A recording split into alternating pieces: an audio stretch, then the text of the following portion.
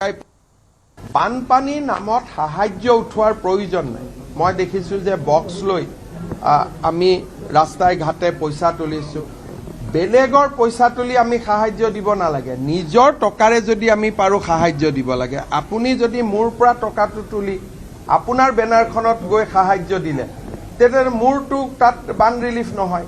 মই দেখিছোঁ যে বহুতে টিং লগাই স্কেনাৰ লগাই পইচা উঠাইছে, তাৰমানে নিজৰ পইচা নহয়, বেলেগৰ পইচা লৈ গৈ তাতে, সেইটোতো মোৰ মতেদি ফ্লাড ৰিলিফ নহয়।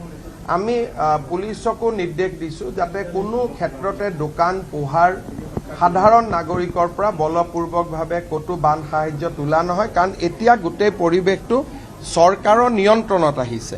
তাত এতিয়া চৰকাৰে সকলো জেগাত যাব পাৰে। প্ৰথম 7 দিনৰ কথাটো বেলেগ আছিল যে চৰকাৰ যাব নোৱাৰিছিল, এতিয়া চৰকাৰ প্ৰতিটো জেগাত যাব পাৰে আৰু ৰাইজেও চৰকাৰৰ ওচৰত প্ৰত্যক্ষ হিচাপে আহিব পাৰে।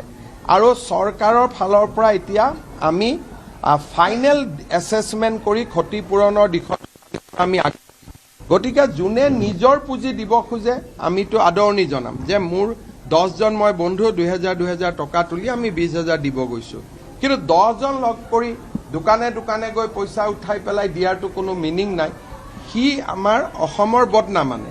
গতিকে মই এটাই অনুৰোধ কৰিম ৰাইজক যে ডেফিনেটলি বান সাহায্য দিব লাগে, দিয়াটো ভাল, কিন্তু নিজৰ পইচাৰে দিয়ক। বেলেগৰ পৰা পইচা কালেকশ্যন কৰি দিলে তাৰ পৰা মই নাভাবোঁ যে কিবা বহুত ডাঙৰ বা শিৱসাগৰ চৰাইদেউ ৰাইজেও এইটো ভাল পাব।